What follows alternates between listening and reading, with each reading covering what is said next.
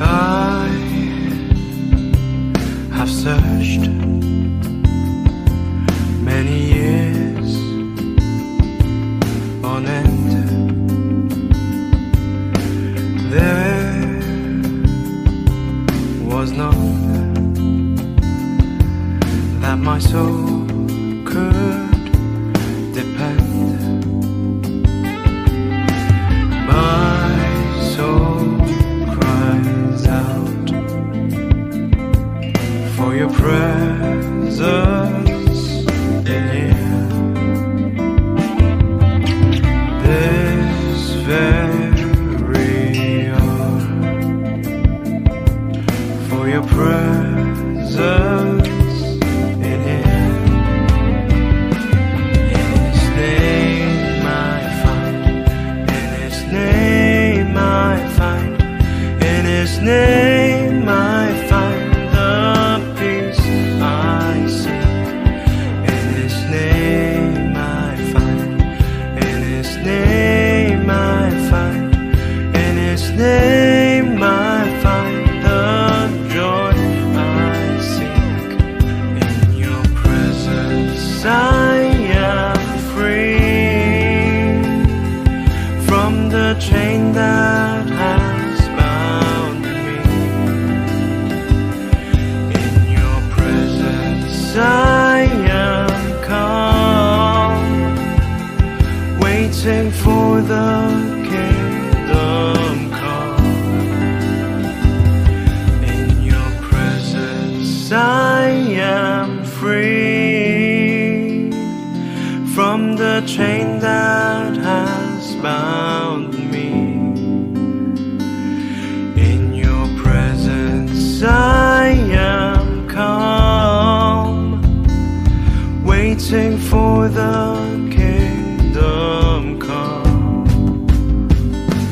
In His name I find, in His name I find, in His name I find the peace I seek. In His name I find, in His name I find, in His name I find the joy I seek.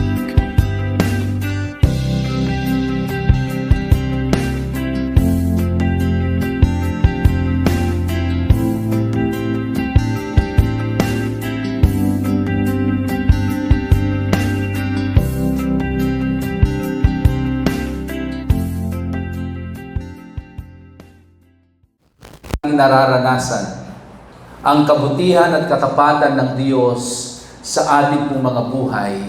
Anuman po yung ating pong pinagdaraanan, baliwala na ang mga bagay na yan. Amen? Kasi hindi na yung sitwasyon mo ang pinagtutuunan mo ng pansin, kundi kung ano yung kabutihan at kadakilaan ng Diyos sa iyong buhay.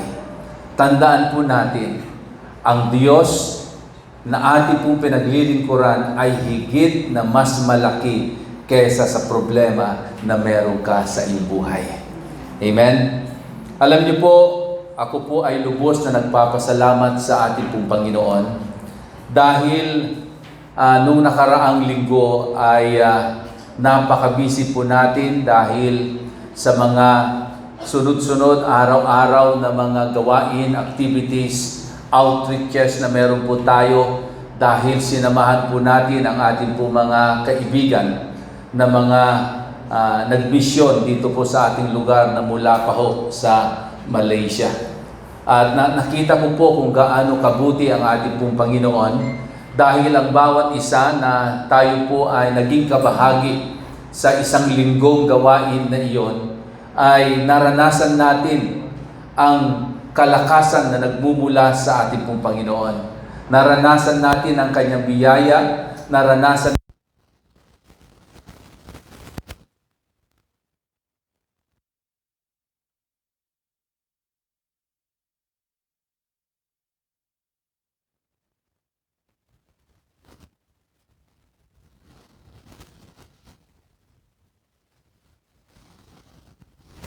Handa po natin yung ating pong mga sarili sa ating pong pakikinig at pagtanggap ng salita ng Diyos dahil nais ko pong muling ibahagi po sa inyo ang kahalagahan kung bakit tayo na pinagkalooban ng buhay ng ating pong Panginoon, nakaranas ng kanyang dakilang pag-ibig at patuloy na nararanasan ang kanyang kabutihan sa ating pong mga buhay, ay kailangan natin siyang paglingkuran ng buong puso. Ulitin ko, kailangan natin siyang paglingkuran ng buong puso. Maraming mga tao, naglilingkod sila sa Diyos pero hindi galing ng buo sa kanilang mga puso. Maraming mga tao naglilingkod sa Diyos ay hanggang nguso lamang. Amen? Sabi mo sa iyong katabi, kapatid, salamat sa Diyos, hindi hanggang nguso lang ang paglilingkod mo sa Diyos. Amen?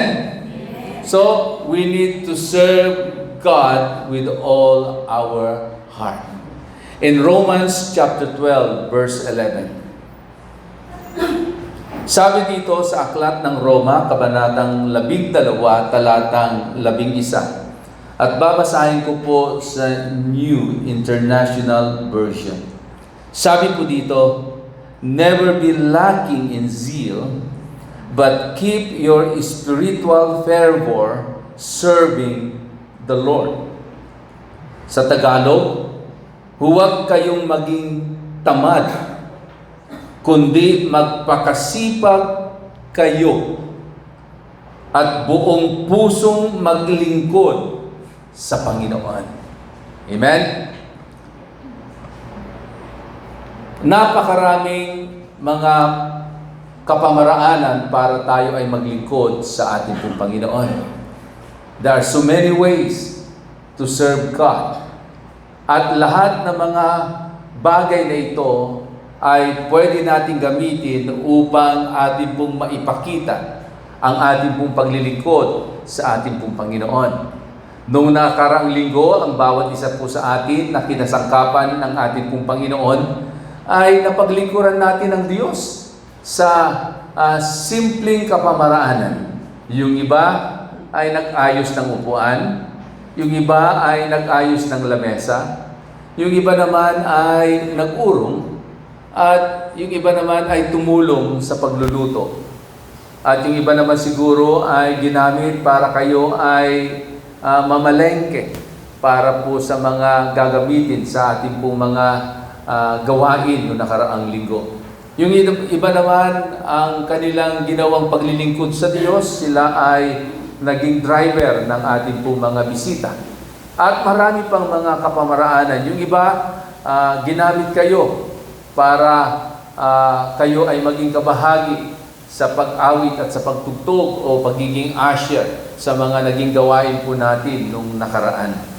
So, ano man po yung ating pong mga naging kabahagi at ano man po yung ating pong ginawa nung nakaraang linggo, pag iyon ay binigay natin ng lubos-lubos sa Diyos at ginawa natin na mula sa ating pong mga puso, lahat po yun ay tanggap ng ating Panginoon at siguradong meron pong nakalaan na reward at gantimpala sa bawat isa po sa atin. Amen? Yung iba naman, physically, wala po sila dito, pero in prayer ay kasama po sila. Sa kanilang mga resources ay nagbahagi po sila para maging matagumpay ang ating pong mga gawain last week. So, napakabuti po ng ating pong Panginoon. So, there are so many ways that we can serve God wholeheartedly. So, mga minamahal kong kapatid, dito sa Romans chapter 12, verse 11, makikita po natin kung paano binigyan diin ni Apostol Pablo ang kahalagahan ng paglilingkod sa ating pong Panginoon. And then sabi nun, never lack in zeal. No? Na huwag tayong mawawalan ng anumang init sa ating pong paglilingkod sa ating pong Panginoon. No? Huwag tayong maging tamad. Bagkus pag meron tayong narinig at nakita nating pagkakataon na tayo maging kabahagi sa anumang gawain ng ating pong Panginoon, maging excited po tayo na gawin po natin available lagi yung ating pong mga sarili para tayo maging kabahagi sa gawain ng ating pong Panginoon. Sa ating pong kapanahunan ngayon, maraming mga mananampalataya na sila po ay nagiging kabahagi para mapaglingkuran nila ang ating pong Panginoon.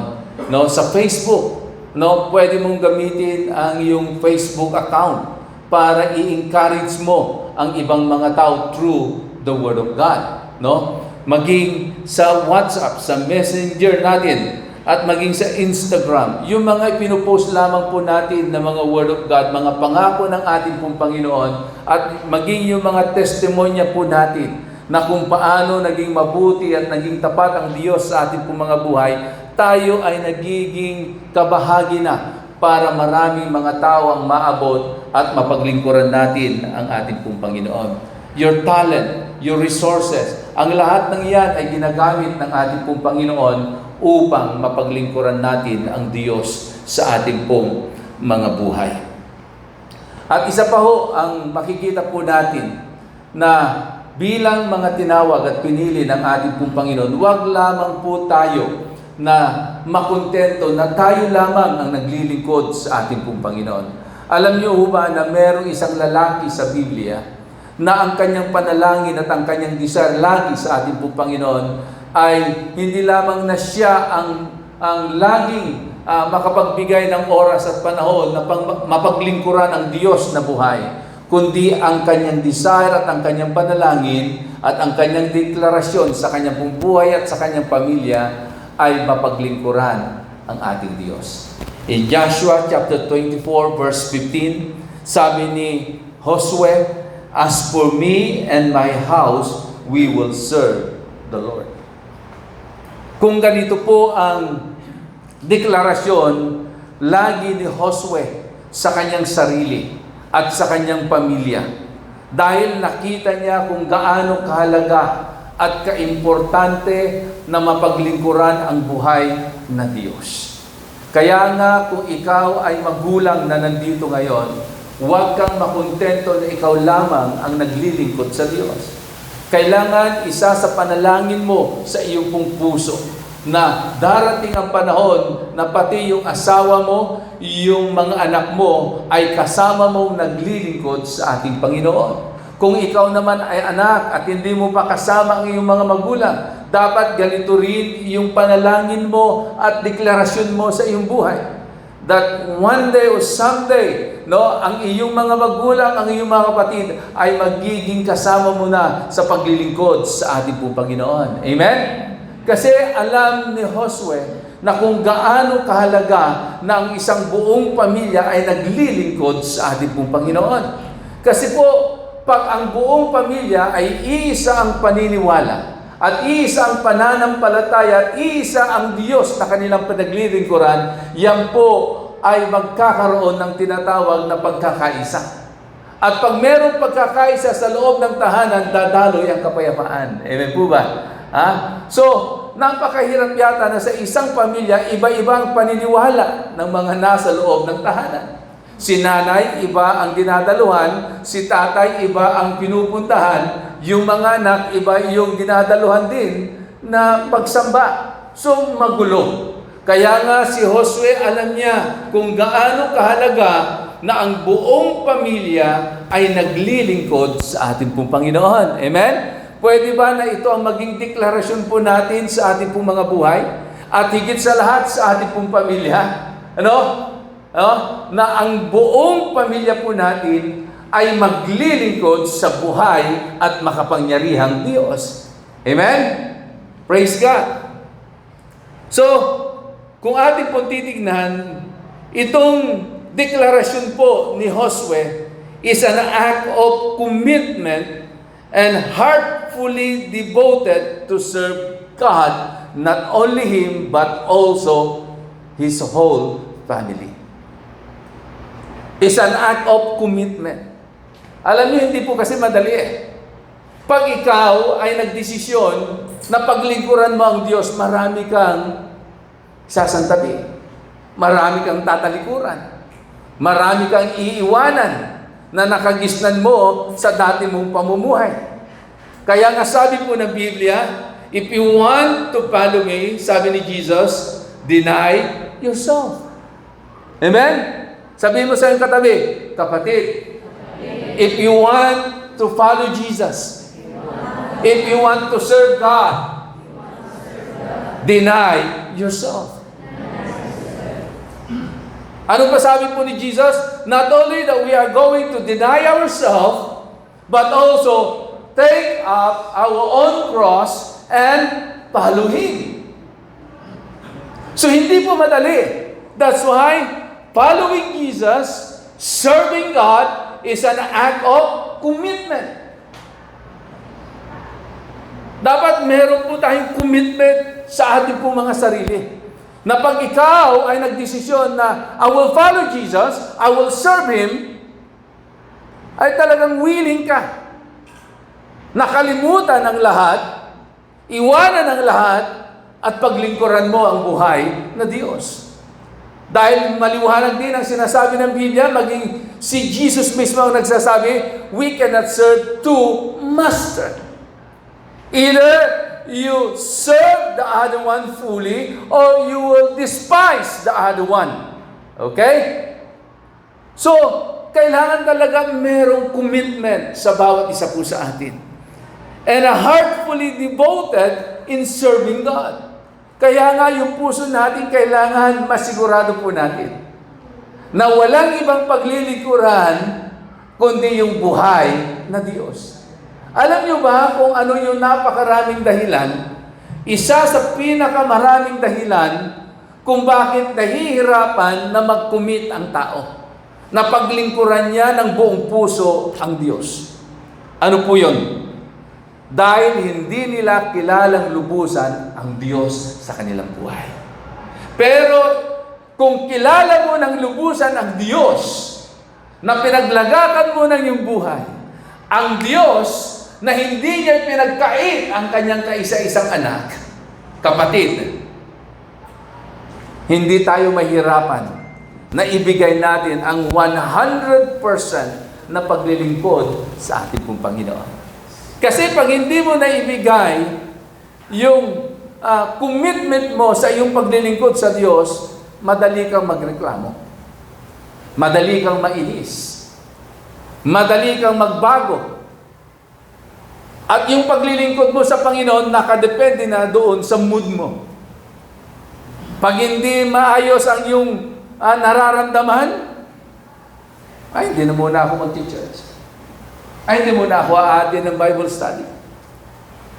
Pero ano man yung kalalagayan mo, dahil it is your act of commitment and you have a heart that's fully devoted to serve God. Ano man yung kalalagayan mo, ano man yung nararamdaman mo, ano man yung nakikita mo sa ibang tao, maglilingkod ka pa rin sa ating Panginoon. Naalala niyo po si Shadrach, Meshach, and Abednego? Na kahit na yung buhay nila ang nakasalalay, hindi pa rin magbabago yung commitment nila na meron silang paglilingkuran na iisang Diyos. Yung Diyos na unang sinambahan ng kanilang mga ninuno. Yung Diyos na naranasan ng kanilang mga ninuno nung sila naglakbay doon sa ilang. At simula nung sila ay nagkaroon ng kamalayan, na merong isang buhay na Diyos, walang iba si Yahweh, the God who made the heaven and the earth, yun lamang yung kanilang paglilingkuran. Kaya nga nung dumating na masubok yung kanilang pananampalataya, sabi ng Biblia, ni hindi man lamang nagbago ang kanilang pananampalataya. Why? Because they know their God. Amen? Kilala nila ang kanilang Diyos. Na hindi sila maglilingkod dahil yun ang sinasabi ng tao. Dahil yun ang utos ng tao. Sila ay maglilingkod dahil kilala nila ang Diyos, naranasan nila ang kabutihan ng Diyos, naranasan nila ang pag-ibig ng Diyos. Mga minamahal kong kapatid, hindi tayo naglilingkod dahil yun ang sinasabi ni Pastor. Maglilingkod tayo dahil yun ang sinasabi ng Biblia, dahil karapat-dapat na paglingkuran natin ang ating pong Panginoon.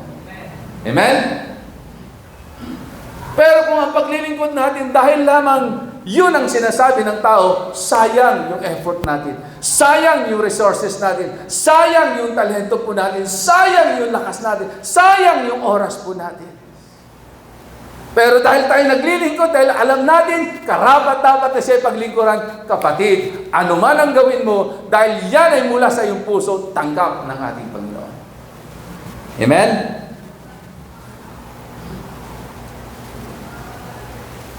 In Deuteronomy chapter 6, verse 5 to 7, sabing ganoon in New International Version, love the Lord your God with all your heart.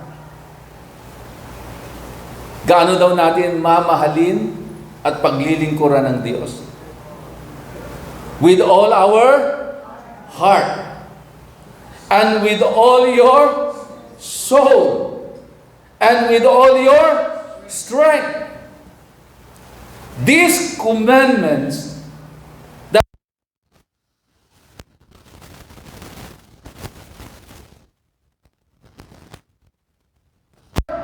heart, not in your mind, kasi pwede nating makalimutan. In your heart, impress them to your children. Kaya nga mga magulang, modelo kayo. Sabihin mo sa iyong katabi, kung yan ay magulang, modelo ka sa iyong mga anak. Amen? Impress them to your children. Talk about them when you sit at home and when you walk along the road. Hindi yung pag-uusapan nyo, lumaki ako sa farm. Amen? Ang pag-usapan nyo ay ang Diyos na mabuti at ang Diyos na nagmamahal sa atin.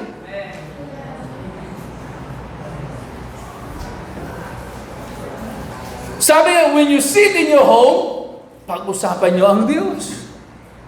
When you walk along the road, pag-usapan nyo ang Diyos. Di ba ang sarap ng pinag-uusapan natin, pinag-chichismasin natin, ay ang ating pong Panginoon. Amen?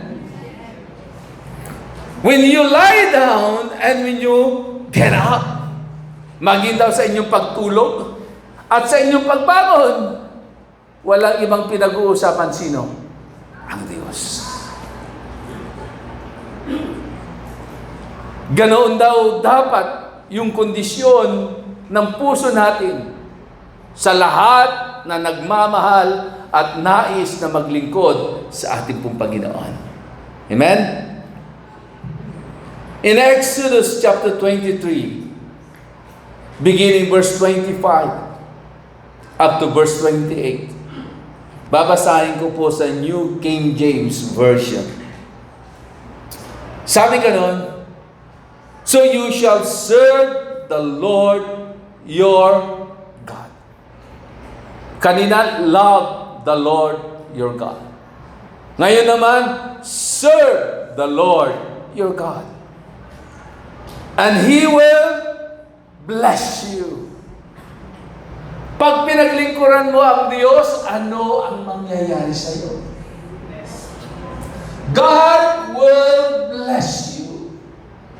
Hindi si pastor, hindi si sister, hindi si brother ang magpapala sa iyo. If you serve God, God will bless you. Amen? He will bless you. Sa paanong paraan? He will bless you with your bread and water. Ibig sabihin, He will supply all your needs. Hindi ka pagkukulangin ng Diyos. Hindi ka magugutom. Pag pinaglingkuran mo ang ating Panginoon, at ito yung naranasan ni Haring David. Sabi niya, mula nung siya'y bata hanggang siya'y tumanda, wala pa siyang nakita na nagtapat sa Diyos, naglingkod sa Diyos, na namulubi, naghirap, nagutom. Dahil hindi sila pinabayaan ng ating Panginoon. Amen? Kaya walang kalugihan pag tayo ay naglingkod sa Diyos. Sabi mo sa iyong katabi, walang kalugihan. Sa negosyo, pwede kang malugi. Pero sa ating Panginoon, pag pinaglingkuran mo siya, hindi ka malulugi. Lahat pakinabang. Sabi nga niya, pangako niya, I will bless you. I will bless your bread, I will bless your water. Ibig sabihin, lahat ng pangangailangan natin, yung provision niya ay isusupply niya sa bawat isa po sa atin. And then pangalawa, nung sabi ganoon, not only God will bless us and provide all our needs, I will take sickness away from the midst of you. Aalisin niya raw ang anumang sakit at karamdaman. Ibig sabihin, pagagalingin ka niya. Makakaranas ka ng kagalingan sa iyong sakit at karamdaman if you serve Him. Hallelujah! Kaya nga, paano ka makapaglilingkod sa Diyos kung sakini ka? Ayaw ng Panginoon yun. Kaya nga, ang pangako niya, if you serve me, I will give you good health. Kung meron kang sakit at karamdaman, aalisin ko yan, pagagalingin kita. Para tuloy-tuloy at lubos ang paglilingkod mo sa akin. Amen? Hallelujah! Sunod, no one shall suffer miscarriage. Kung ikaw man ay babae at ikaw ay nabuntis, hindi ka makukunan, sabi po ng Biblia. Pag ikaw ay naglilingkod sa Diyos. Bakit? Iingatan ng Diyos pati yung bata sa iyong sinapupunan. At iingatan niya hanggang ito ay yung mailuwal. No miscarriage if you serve God. And then sabi nga doon, no one shall suffer miscarriage or be barren in your land. Walang magiging baog. Lahat ng anak ng Diyos ay magiging masagana. Magiging fertile. Bakit? Ang pangako na nga ng Diyos, ang command ng Diyos sa bawat isa sa atin, go ye and multiply and be fruitful. Pangako ng Diyos yun. So, kung pangako niya at yun ang command ng Diyos, go and multiply and be fruitful, di walang barrenness. Walang magiging baog sa kanyang mga anak. Kasi ang baog, sinumpa ng ating pong Panginoon. Hallelujah! Pero napakabuti ng ating Diyos. Sabi nga nun, I will bless you and I will take away the sickness away from the midst of you. No one shall suffer miscarriage or be barren in your land. And then, sunod, I will fulfill the number of your days. Kung ilang taon ang itinakda ng Diyos upang ikaw ay mabuhay, walang sino man makakahadlan noon. Amen? Kung ang itinakda ng Diyos 100, mararating mo ang 100. Pag 80, mararating mo ang 80. Pag 70, mararating mo ang edad na 70. Bakit? He will fulfill the days of your life. Ibig sabihin, walang mangyayaring kamatayan sa iyo na ibig sabihin untimely death. Di ba yung iba, ba't ang aga namang namatay yan? Ba't biglaan? He will fulfill the days of your life. And then sabi nga noon, I will send my fear before you. I will cause confusion among all the people to whom you come, and will make all your enemies turn their backs to you, and I will send hornets before you, which shall drive out the Hivite, the Canaanites, and the Hittites before you. Merong katagumpayan. Pag may nangaaway sa'yo, sino ang makikipaglaban? Sino ang magbibigay sa iyo ng katagumpayan? Ang ating pong Panginoon. Ibig sabihin, hindi ka pababayaan ng ating Panginoon. Ang protection ng Diyos ay iyong mararanasan. So, tignan nyo, ulitin po natin yung 7 mga pangako ng Diyos or reward in serving God. Una, He will bless your bread and your water. He will provide all our needs. Pangalawa, He will take away sickness from your midst. He will heal us. There will be no more miscarriage. Wala nang makukunan. There will be no more barrenness. Walang magiging baog sa isa man sa kanyang mga anak. There will be no premature death. Walang mga sakuna o anumang aksidente na mangyayari sa iyong buhay na magiging dahilan para ikaw ay mamatay. You will have long life and fulfill your destiny. Magkakaroon ka ng mahabang buhay at mararanasan mo ang kaganapan ng pangako ng Diyos sa iyong pong buhay. And last,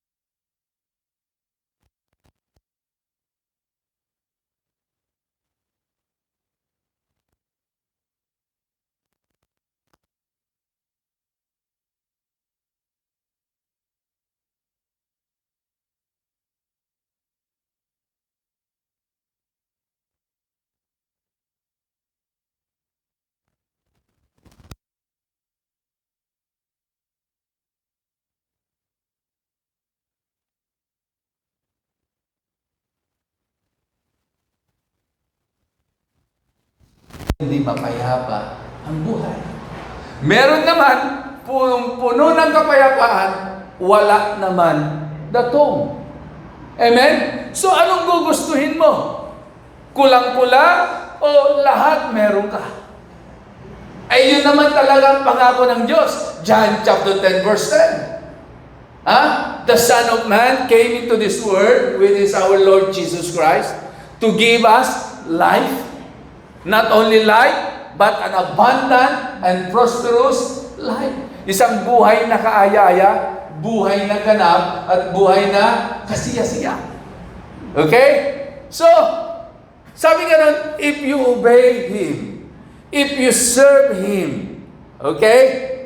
Anong buhay daw ang mararanasan natin? They shall spend their days in prosperity. merong kasaganaan na mararanasan ang mga anak ng Diyos. Maging excited po tayo sa paglilingkod sa ating Panginoon. Huwag tayong tutulog-tulog. Amen? Maging excited po tayo sa paglilingkod sa Kanya. Kung ano man yung sa tingin mo na kaya mong gawin para mapaglingkuran ang ating Panginoon, gawin mo. Wala sa laki, wala sa liit, wala sa dami, wala sa kokonti. Basta ang mahalaga, you serve Him with all your heart. Amen. At pag ginawa daw natin itong bagay na ito, mamumuhay tayo na merong kasaganaan. At hindi lamang may kasaganahan, kundi mamumuhay tayo na merong kapayapaan. Ang sarap nun. Na pagtulog mo, paglipas lang ng ilang minuto, umihilig ka na. Minsan sa lakas ng hilig mo, nagigising ka pa. Bakit? Dahil payapang-payapa ka. Hindi yung pagkatulog mo, hindi nagtagal na naginip ka, na panaginipan mo, pati yung problema mo. Ang hirap kaya nun. Paggising ka, problema. Pagtulog ka, panaginip mo, problema. Ang hirap nun. Pero ang pangako ng Diyos, isang masaganang buhay at isang mapayapang buhay. Palakpakan natin ang ating Panginoon.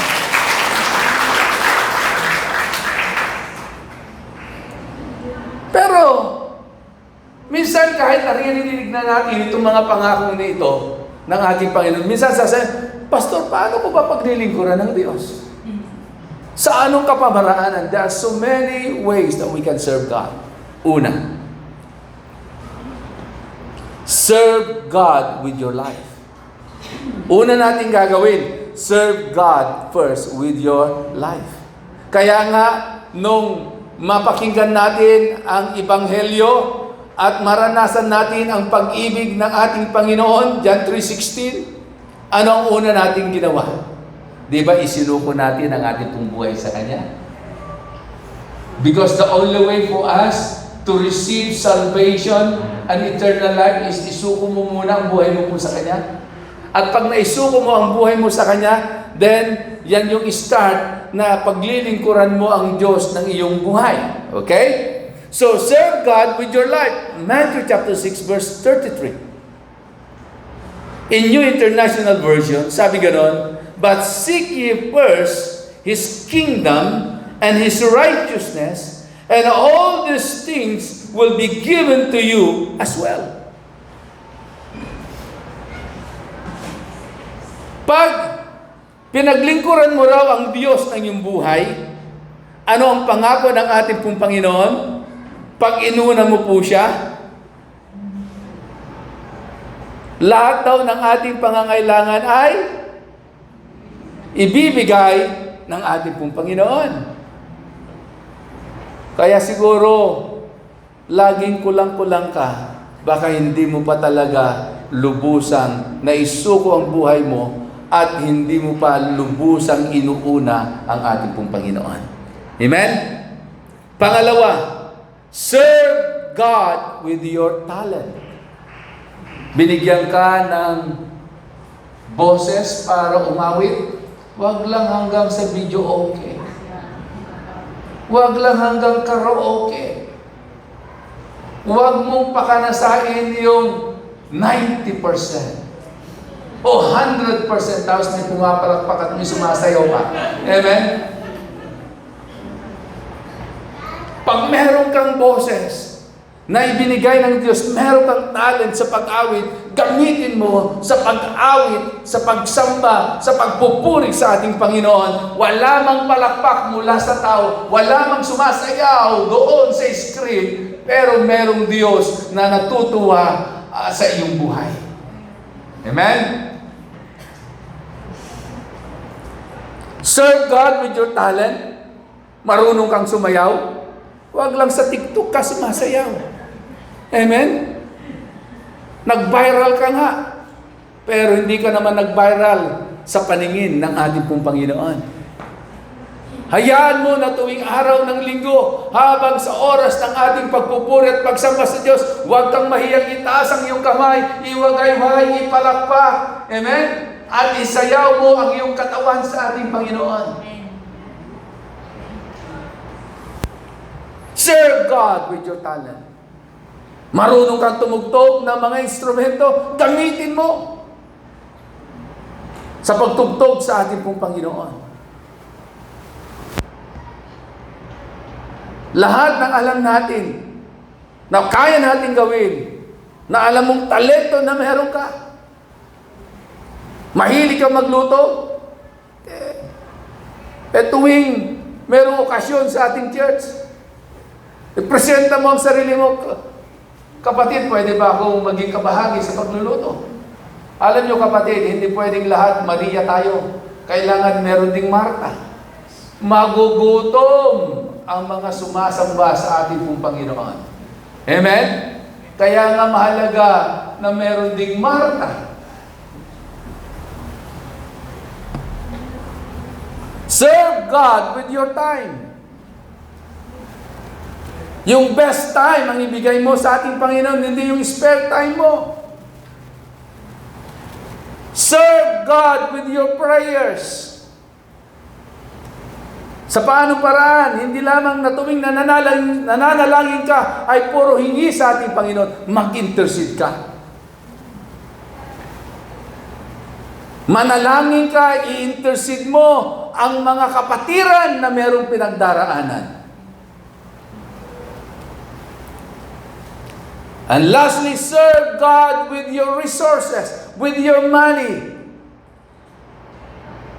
with all the things that you have. Malachi chapter 3 verse 10. Kung bakit napakalaga na yung mga blessing na meron tayo, yung resources na meron po tayo, ay kailangan natin gamitin so that we can serve God. Anong sabi nga noon in Malachi chapter 3 verse 10? Bring the whole tithe into thy storehouse, that there may be food in my house. Test me in this, says the Lord Almighty, and see if I will not throw open the floodgates of heaven and pour out so much blessing that there will not be room enough to store it.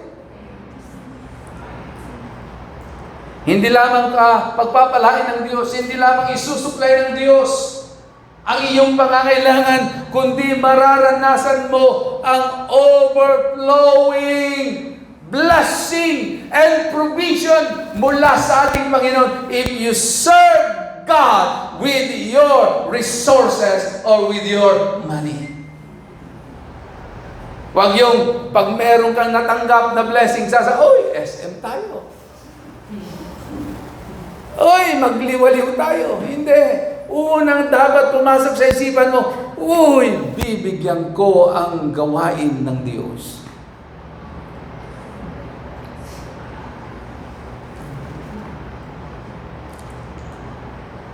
Una, serve God with your life. Pangalawa,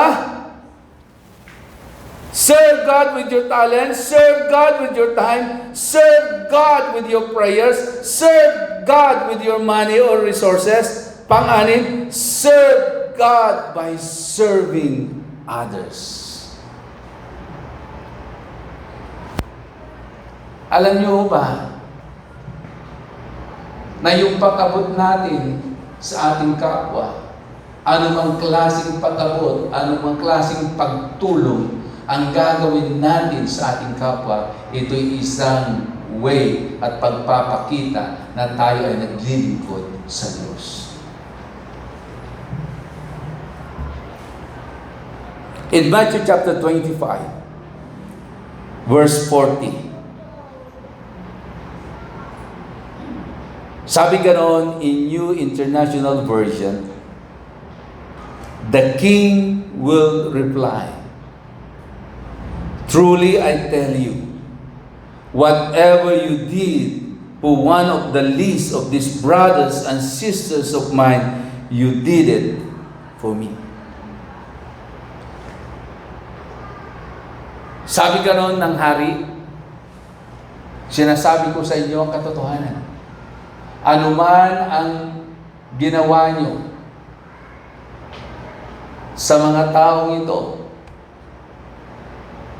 ay ginawa nyo sa akin, sabi ni Jesus. Pag ikaw daw ay nagbigay ng tubig sa taong nauuhaw, kanino mo raw ginagawa yon? Sa Diyos. Pag ikaw ay pumunta sa bilangguan at dinalaw mo yung mga bilanggo, kanino mo raw ginagawa? Sa Diyos. Kaya, by serving other people, by helping other people, ay isang pagpapakita na ikaw ay naglilingkod sa Diyos. Kaya wag ho tayong magsawa na abutin ang mga taong nangangailangan ng tulong. Huwag tayong magsawa na tulungan, i-uplift, palakasin, i-encourage ang mga maraming mga tao na pinanghinaan ng loob, nawawalan ng pag-asa. Because serving other people is serving God. Amen? Meron pong sinabi si John F. Kennedy, naging presidente po ng Amerika. Sabi niya, "My fellow Americans, ask not what your country can do for you, but ask what you can do for your country." Alam niyo, maraming mga tao, ganito ang kanilang laging pananaw. Ano kaya ang pwedeng gawin at maibigay ng gobyerno sa akin? Ang tanong naman, ano ang pwede nating gawin para sa ating po bansa? Pero kung palalawakin natin itong sinabi po ni John F. Kennedy, may apply po natin yung golden rule. Hindi kung ano yung kayang gawin ng tao sa atin, kung ano yung kaya natin gawin sa ating pong kapwa.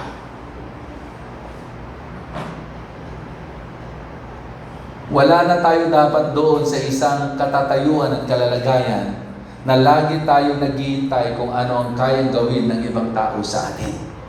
Dapat tayo as a believer, as a follower of Jesus, amen? Na laging nararanasan ang kabutihan at pag-ibig ng ating pong Panginoon. Tayo lagi yung merong mga pananaw, ano ang pwede kong gawin sa aking kapwa. Amen? Ano ang pwede kong gawin sa ating kapwa? Bilang konklusyon sa ating pong pag-aaral sa umagang ito,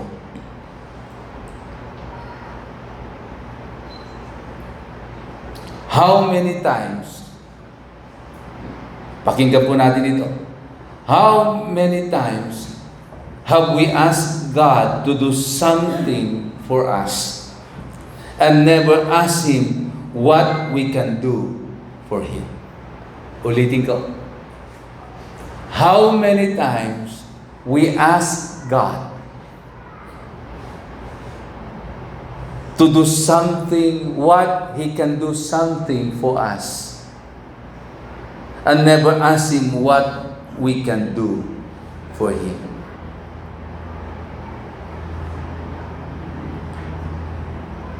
Nawa itong mga salita ng Diyos na ating pong napakinggan sa umagang ito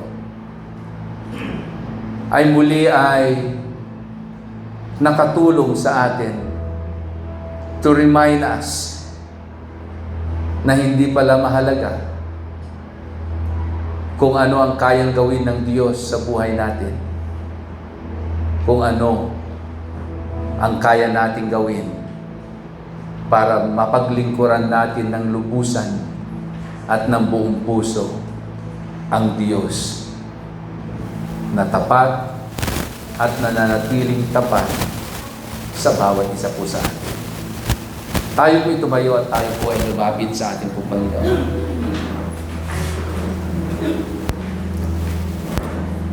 Hallelujah. Sige po, sa ating pong paglapit sa Diyos, pwede ba nating itaas ang ating mga kamay sa ating pong Panginoon? At maaari ipikit po natin ang ating pong mga mata para hindi po natin mapansin ang mga tao na nasa harapan natin, nasa kanan natin, nasa kaliwa natin, o maging yung mga tao na nasa likod po natin. Dahil nais ko na sa mga oras na ito, ituon lamang po natin ang ating po mga sarili sa Diyos na karapat-dapat ng ating pong pagsamba at ng ating pong paglilingkod. Salamat po, Panginoon, na minsan pa sa umagang ito, muli kang nangusap sa bawat isa po sa amin. Malinaw ang mga salita mo na amin pong napakinggan. At sinabi mo po, Panginoon, kung nais namin na ang aming pong buhay ay pagpalain mo at kami mamuhay ng may kapayapaan, we are willing to obey and to serve you. Kailangan ay handa kami na sumunod at maglingkod sa iyo po, Panginoon. Minsan, O Diyos, mahirap gawin ang mga bagay na ito. Dahil ang iniisip namin, O Diyos, ay kung ano ang mainam sa amin. Kung ano ang nakasanayan namin. May mga bagay na mahirap naming iwanan. Kagaya ng isang lalaking mayaman na lumapit kay Jesus, na nagsabi, Guro, ano ang dapat kong gawin upang makamit ko ang buhay na walang hanggan at makapaglingkod sa iyo? Pero nung sinabi mo ang mga bagay-bagay na dapat gawin ng lalaking ito, siya'y tumalikod, malungkot, at lumakad na palayo sa iyo. Dahil hindi niya kayang iwanan ang mga bagay na meron siya. Hindi niya kayang iwanan ang kayamanan na nagbibigay sa kanya ng kasiyahan at comfort. Panginoon, nawa, sa amin pong mga buhay, hindi magiging hadlang ang kayamanan na meron kami. Yung mga blessing na pinagkatiwala mo po sa amin, maging yung talento na meron kami at yung lakas na meron kami, at maging yung mga tao na iyong ipinagkatiwala sa aming mga buhay. Lord, dalangin namin nawa hindi maging hadlang ang mga ito, O Diyos, upang kami ay hindi makapaglingkod sa iyo. Panginoon, sa oras na ito, hayaan mo, O Diyos, na maituon lamang namin ang aming sarili sa iyo. Na tunay nga, O Diyos, ang anumang mga bagay na meron kami ay higit, na mas mainam ang kaya mong gawin at ibigay sa amin pag kami ay natutong sumunod at maglingkod sa iyo ng lubusan. Kaya Panginoon, sa oras na ito, bigyan mo kami ng kakayanan na yung mga bagay na sa tingin mo ay pwedeng maging hadlang para kami ay hindi makapaglingkod sa iyo ng lubusan. Panginoon, tulungan mo kami na maisantabi namin ang mga bagay na ito at ikaw ang aming maging priority sa aming pong mga buhay. As you said in your words, O God, if we seek thy kingdom first, Lord, lahat ng aming pong mga pangangailangan ay iyong ipagkakaloob. Panginoon, narito muli ang iyong mga anak. Muli, O Diyos, nagsusuko ng buhay at nagsasabi, Panginoon, Ikaw ang kanilang uunahin sa kanilang buhay. Panginoon, kami ay nakatayo sa iyong harapan ngayon. Nangangako, O Diyos, na ikaw ang uunahin namin higit sa ano pa mang mga bagay. Dahil pag ikaw ang aming inuna, lahat ay susunod na, O Diyos, sa buhay namin. Salamat po, O Diyos, maging sa mga estudyante na nandito. Lord, ipaunawa mo sa kanila na ikaw muna ang kanilang unahin bago ang lahat, O Diyos. Dahil ikaw ang pinagmumulan ng karunungan, ikaw ang pinagmumulan ng biyaya at ng lahat-lahat sa kanilang pong buhay. Yung mga nanay na nandito, O Diyos, ikaw muna ang kanilang unahin ng kanilang buhay, dahil pag inuna kanila, O Diyos, lahat ay dadaloy sa kanilang tahanan. Ama, salamat po sa mga nagtatrabaho, sa mga may negosyo. Ikaw ang aming uunahin, O Diyos. Dahil pag ikaw ang aming inuna, pagpapalain mo ang aming trabaho, pagpapalain mo ang aming negosyo. Salamat po, Diyos. Kaya minsan pa, Panginoon, patawarin mo kami kung ikaw ay naging pangalawa lamang sa aming pong mga buhay. Salamat po, Diyos, dahil muli kang nangusap sa iyong mga anak sa bawat isa po sa amin. Lord, hindi namin kaya na gawin ang mga bagay na ito, kaya kailangan namin, O Diyos, ang pagdaloy ng iyong biyaya sa aming pong mga buhay. Lord, we ask your divine grace, Lord. Empower your people with your grace. Empower your people, O God, with your love. At higit sa lahat, Panginoon, ng iyong kapangyarihan.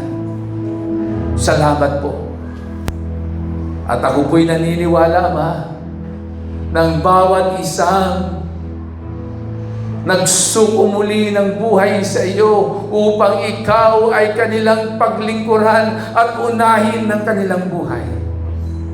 Panginoon, mula sa araw na ito, Lord, I declare and I decree blessing, prosperity, abundance, and peace ang siyang dadaloy sa kanilang pong mga buhay. Kapayapaan, kasaganaan ang dadaloy sa kanilang mga buhay. Salamat po, Panginoon. Muli sa iyo namin ibinibigay ang lahat ng papuri, lahat ng pasasalamat, at lahat ng pagtakila sa pangalan lamang ng iyong anak na si Jesus. Ang lahat ng maglilingkod sa Diyos ay sumigaw ng Amen and Amen. Hallelujah. Magandang umaga po, pinagpala sa ating lahat. So ako po ay nakagraduate na, grade 12, sa strand na Science, Technology, Engineering, and Mathematics na may karangalan. So, hindi naging madali yung pagtatapos ko kasi maraming pagsubok, maraming ding trials. So, yun. Bakit ko ba sinasabi ito? Okay. So, hindi madali yung pagtatapos ko bago ko makapagtapos ng grade 12. Kasi, kung yung normal na pinagdadaanan is okay pa. Pero yun sa akin po talaga is iba talaga. Iba yung binigay sa akin na pagsubok. Pero nakayanan ko kasi alam ko nandyan yung Lord sa buhay ko. So, yung pagsubok na yun, parang inaano na ako na, okay, suko ka na. Kasi halos gabi-gabi umuwi ako sa bahay. Wala nang time na rin kila mami, pinapagalitan na. So, yun. Nakapagtapos ako ng grade 12 na masaya. May kagalahan kasi before po ako makatapos, may pagtatalo po sa amin ng mama ko. So ngayon, before po before po dumating yung araw na gagraduate ako, nakapag-usap po kami ni Mama. Kasi po, nag-usap po kami kung uuwi po ba siya or hindi. And sinabi niya na po na baka po hindi na. So, si Ate Precious ang nagsilbing parent ko po ng graduation ko. So, salamat po sa buhay niya. Pinagpala po talaga siya. So, ayun. Siya po yung... Nasaan ako? Okay, si Mama po. The day po nun, nagkasundo po kami, nagkabati po kami. Hindi ko po alam kasi may galit po talaga ako sa kanya. Iba po talaga, parang hindi... Pagka inokapit ko po kina Mama, parang, kila Mami, hindi ko po talaga siya kayang patawarin.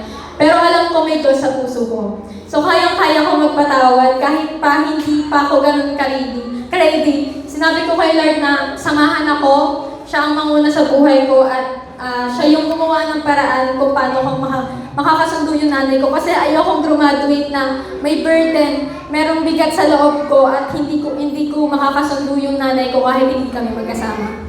So, yun po. Bago po ako matapos, nung Friday po, nag-release po yung TSU ng nakapasa sa entrance exam.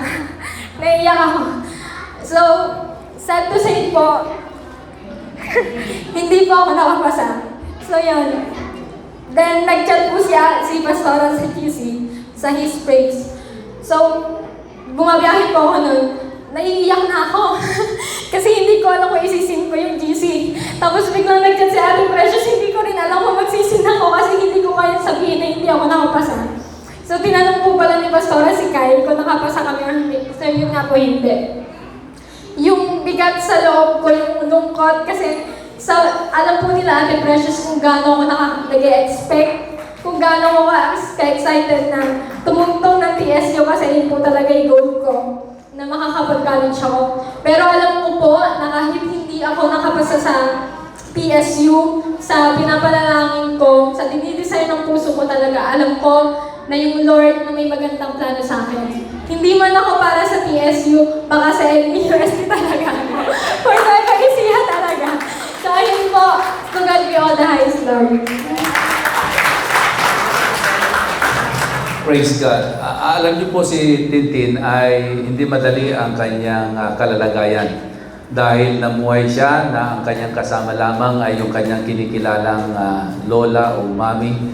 Dahil maagang naulila ito, nawala ang kanyang tatay, yung dating kapitan po ng ating pong barangay San Juan. At yung kanyang nanay naman po ay doon na po sa Bulacan nakatira at may sarili ng pamilya. So hindi po madali ang naging buhay po ni Tintin. Pero dahil sa gabay ng Diyos at tulong ng ating pong Panginoon, ay nakita niya kung paano ang Diyos ay naging tapat at ginabayan siya sa kanyang pag-aaral hanggang matapos niya ang grade 12. So ako po'y naniniwala, gaya ng kanyang sinabi, merong inilaan na mas mainam ang Diyos sa kanyang pong buhay.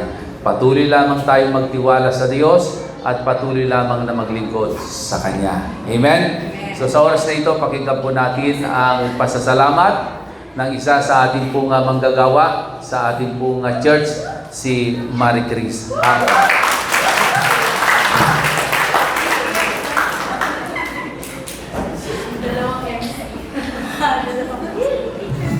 Ayan, isang pinagpalang umaga po sa ating lahat. So, nais ko lang pong magpasalamat sa kabutihan ng Lord sa buhay ko.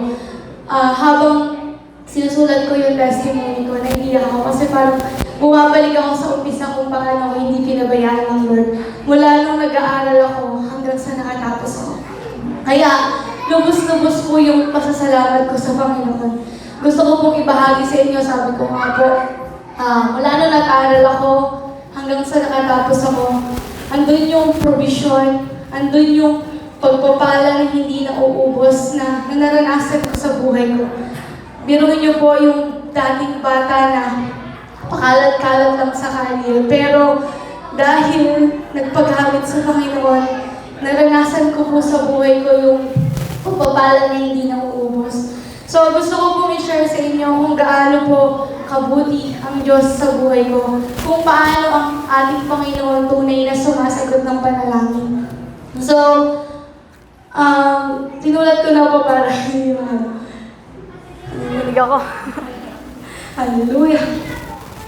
Pero gusto ko po i-share sa inyo kung paano ang ating Diyos sumasagot ng panalangin.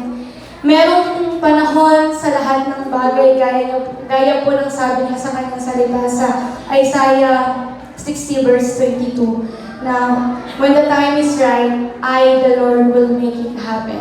So, bali, ito na po, kukwento ko na po. Umpisahan ko po mula umpisa. So, after ko po gumraduate, I decided po na mag-take ng board exam last March 2023. So, nag-take po ako ng board exam, first take ko po. So, andun po yung faith ko. So, sabi naman po talaga, maniwala tayo sa ating Panginoon, manalangin. So, andun po talaga yung faith ko sa Panginoon na papasa ako. Pero sabi nga, merong panahon sa lahat ng bagay.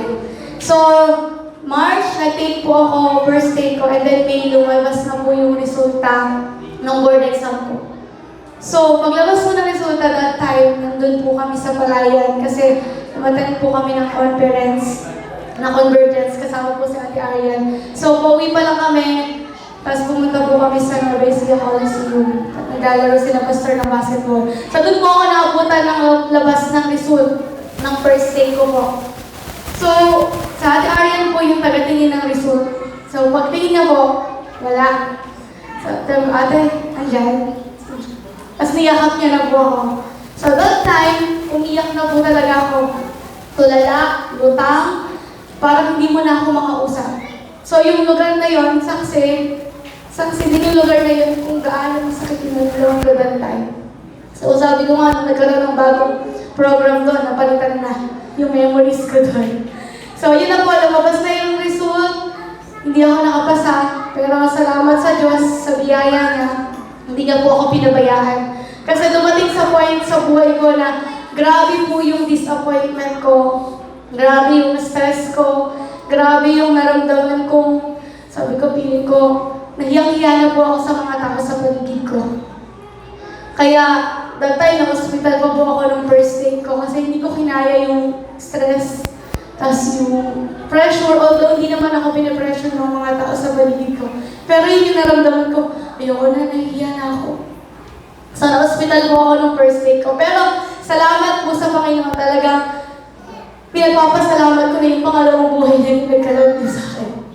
Kasi po yung unang take ko, nakakahiya man sabihin. Parang, gusto ko na tapusin yung buhay ko. Talagang na-hospital po ako. Pero, hindi pinahintulutan ng Panginoon. Dahil meron pa siyang magandang gagawin sa buhay ko. Kaya, ngayon pa lumipas po yung panahon, lumipas ang araw, nakalimutan ko na po, okay na. And then I decided na mag-take ulit for the second time nung September.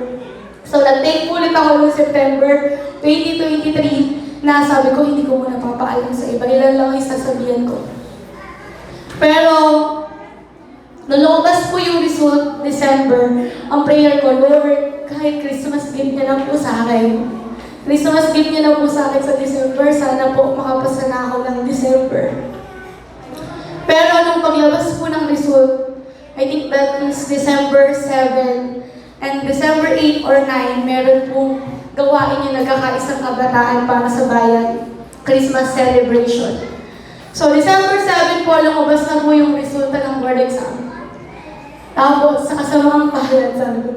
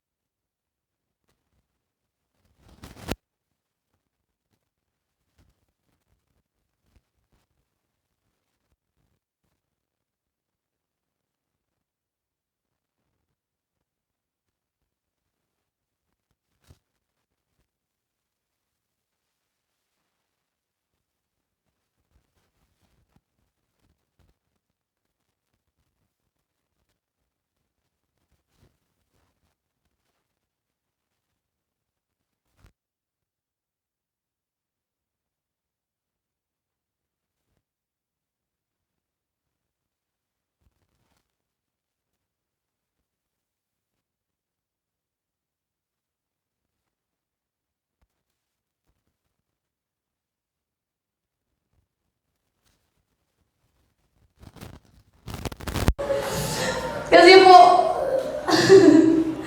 grabe po yung tuwa ko. Habang nakaupo po ako sa stage, nung sa Saint na po, nakatingin ako sa paligid ko. Sabi ko, dati isa lang ako sa mga batang nakaupo doon. Isa lang ako sa mga bata na nangangarap doon. Pero salamat sa Panginoon, hindi niya ako pinabayaan. Kaya patuloy lang po tayo sa umasa sa Panginoon. Patuloy lang po tayo magtiwala sa Panginoon. Meron man po sa buhay natin na nangyayari sa una hindi natin maintindihan. Kasi po ako noong una hindi ko maintindihan. Pero lagi po natin i-remind yung sarili natin. Sabi niya sa kanyang salita sa Jeremiah 29:11, "For I know the plans I have for you, declares the Lord. Plans to prosper you and not to harm you. Plans to give you hope and a good future." So, yun po yung panghawakan natin. Sa umpisa, hindi po madali. Pero alam po natin, sa bawat laban natin, kasama natin ang Panginoon. Hindi po tayo nag-iisa. Kaya, sa Diyos po ang pinakamataas na papuri at pagsamba. Sa Kanya po talaga, walang imposible. Kasi, hindi ko po ito magagawa sa sarili ko lang lakas. Pero dahil sa biyaya po ng Panginoon, ako po ay kasama na po sa mga nakabasa po. Kaya patuloy lang po tayo maglingkod sa Panginoon dahil ang biyaya niya po ay lagi pong ipaparanas niya po sa atin. Sa Diyos po ang lahat ng papuri. Praise God. Mas malakas pa dyan. Amen. Praise the Lord. Hindi ko alam po anong gagawin ko. Umiyak po kasi ako doon eh. Dahil, alam niyo po, si Marie Chris, bagamat tinulungan ng mga magulang, ay naging kabahagi din po ang church natin sa pagpapaaral sa kanya. At nung isang kaibigan ko po, na recently lamang po ay kinuha na ng ating pong Panginoon, napakabuti po ng Diyos. Dahil kung babalikan po natin yung naging buhay po ni Marie Chris bago niya narating ito, dumating yung punto ng kanyang buhay na gusto niyang wakasan ang kanyang buhay. At inabot ni Pastora Julie, dinala sa church hanggang siya ay nagtuloy-tuloy na umatin ng ating pong gawain hanggang siya po ay nakakilala ng lubusan sa Diyos. At yun po, tingnan niyo po yung kanyang pong buhay ngayon. Yung sabi nga niya, pakalat-kalat lamang sa lansangan, pero ngayon hindi na po. Isa na siya sa mga mag-aakay, sa mga taong pakalat-kalat sa lansangan upang magpursigi at magkaroon ng buhay na meron pong kaaya-ayang buhay. Alam niyo po, sabi nga niya kanina, dati ayaw niya makita yung mga tarpaulin na nakasabit diyan sa harapan dahil hindi niya mukha. Alam niyo po, ako po ang nagkabit ng tarpaulin niya diyan sa harapan natin. At hindi ako magsasawang magkabit ng mga tarpaulin ng mga anak ng Diyos, ng mga His Church, at tunay nga, habang kayo ay mag-aaral ng maayos, at kayo patuloy na maglilingkod sa ating Panginoon, at tayo ay patuloy na pagpapalain ng ating pong Panginoon. Amen? Palampakan muli natin ang ating pong Panginoon. Praise God. Sige po, tayo po'y tumayo at tayo po'y muling magpasalamat sa ating pong Panginoon. Hallelujah. Aming Diyos na makapangyarihan sa lahat, salamat po Panginoon na tunay nga ang aming pong paglilingkod sa iyo ay hindi po mababaliwala. Tunay nga na i-bless mo ang iyong mga anak at patuloy mong pagpapalain at patuloy na ipaparanas mo, O Diyos, ang kapayapaan na nagmumula sa iyo. Kaya Ama, minsan pa, O Diyos, sa aming pong paghayo sa lugar na ito, muli, Panginoon, na aming pong ipinagkakatiwala sa iyo ang aming pong buhay. Hayaan mo po, Panginoon, na patuloy naming maranasan ang iyong biyaya at ang iyong pagpapala, ang iyong pabor sa aming pong mga buhay at higit sa lahat ang iyong pong pag-iingat. Nanawa, Panginoon, sa aming pong paglabas sa lugar na ito, ang aming pong buhay na meron kami ay maging pagpapala sa iba. Kaya, O Diyos, minsan pa, sa iyo po namin ibinibigay ang lahat ng papuri, lahat ng pasasalamat at lahat ng pagdakila sa tanging pangalan lamang ng iyong anak na si Jesus. Ang lahat ng anak ng Diyos ay magsabi ng Amen and Amen.